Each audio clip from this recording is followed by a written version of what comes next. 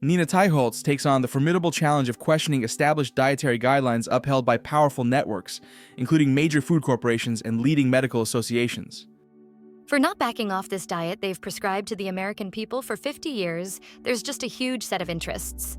Companies benefit, like vegetable oil producers and grain manufacturers.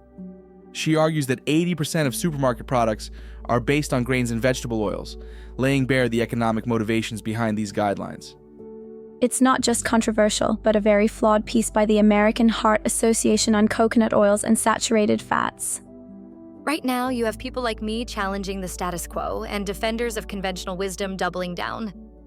Teicholz critiques the American Heart Association's reliance on epidemiological studies, which he describes as inadequate for drawing causal conclusions. They've relied purely on weak evidence like epidemiology. They observe and follow people to make correlations. Teicholz emphasizes the inadequacy of these studies, which only establish associations and are meant to suggest hypotheses for further testing in clinical trials. The status quo persists due to extensive networks, including universities and professional associations with vested interests. Nina Teicholz, known for her relentless pursuit of truth in nutrition science, tackles the entrenched guidelines on salt intake. Her groundbreaking work questions conventional dietary advice that suggests minimal salt consumption is best for all. And there have now been 4 large studies where they're epidemiological studies so that it's only associations. But the important thing about it is that they contradict this salt advice. Teicholz highlights a series of studies showing a J-shaped curve.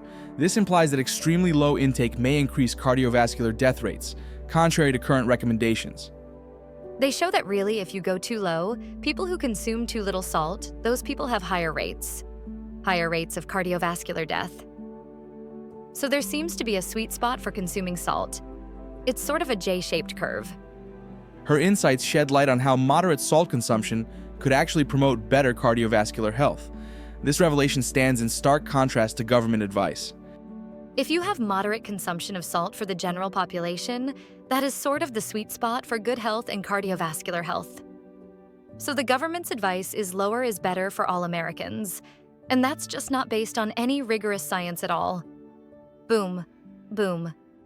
Teicholz's group, the Nutrition Coalition, is actively working to revise these guidelines. The aim is to influence policy that affects everything from school lunches to hospital meals. So our group is working to try to change that. It just has to change. Without people like you, people like me would be completely lost. So thank you so much for all your research.